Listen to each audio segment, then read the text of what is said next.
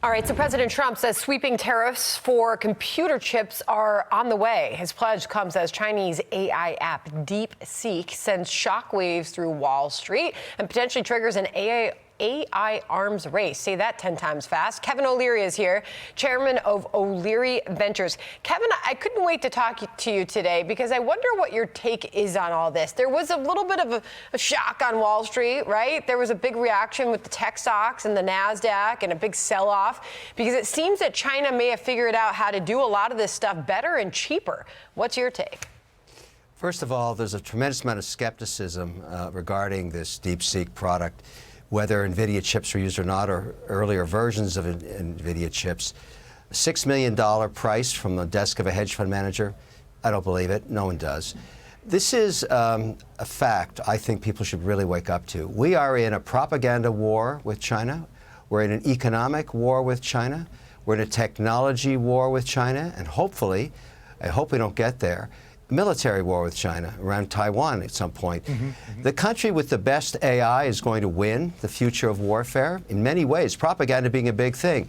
Now, if you put DeepSeek on your phone, it better be a burner. This is my DeepSeek phone. This is my TikTok phone. And this phone thinks I live in Phnom Penh, Cambodia. So I'm taking care of myself. Everybody else should understand what they're doing here. Very risky to put this stuff on your phones. Yeah, well, I got to call you after the show, Kevin, and figure out how you did that so that I can do it myself. You know, your sentiments about DeepSeek are shared by our Jackie DeAngelis, who used to follow tech stocks for a hedge fund. Here's what she said earlier today.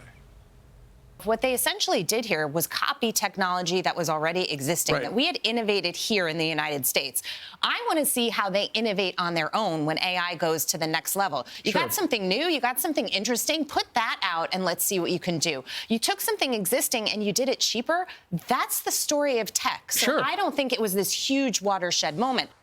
In addition, we discovered by running some queries that the information is completely culled, it would seem, by the Chinese government. It's a propaganda war. I mean, bottom line here, this is the fallout from the TikTok narrative that started a few weeks ago.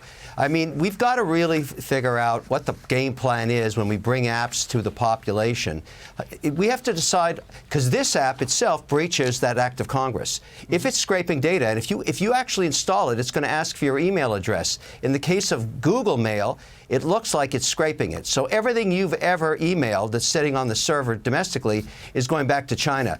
That sounds like a breach of the act of Congress. So we're going to get into a bit of a war here, taking these things down if they're breaching the laws that say you can't steal data from American citizens. And the bigger issue, which is going to have to get resolved even on TikTok, is maybe it's time to give data back to users so we don't have all this litigation that's coming from our own country and from other foreign countries and from users and psychologists who care about the mental state of young people. There's a whole lot of stuff that's falling out. And on top of all that, one other derivative, unforeseen consequence, check out that bill that Senator Lindsey Graham's putting out there. He's saying that all of these Chinese companies have a secret golden share that forces them to give data back. And 285 of them are listed on NASDAQ and the New York Stock Exchange. As far as I know, that's illegal. So there's a whole lot of stuff going on here, and it ain't good. Well, we know that you are in it because we know you're looking at companies like TikTok. And President Trump said this just yesterday. These were remarks in Doral about that. Listen.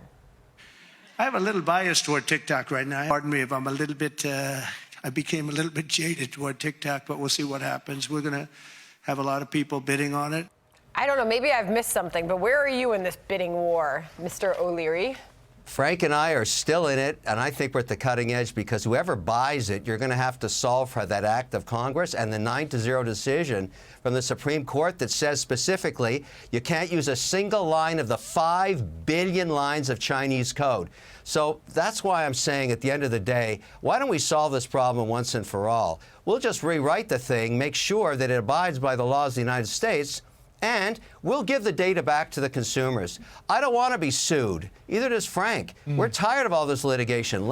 You own your data. You decide if you want to share it. And if we make money advertising to you because you want to be advertised to, we'll cut you in on the deal. We'll give you a taste of the revenue, wet your beak, so to speak. And there's 6 million small businesses making a living on this. I want to save it, that's for sure. And let them invest beside us. That's part of the whole aspect of this deal that Frank and I put together. Just go to wonderfultiktok.com, register your interest. If you're an American and you want to own a piece beside us, you got it. You put up $1,500, you're right beside me.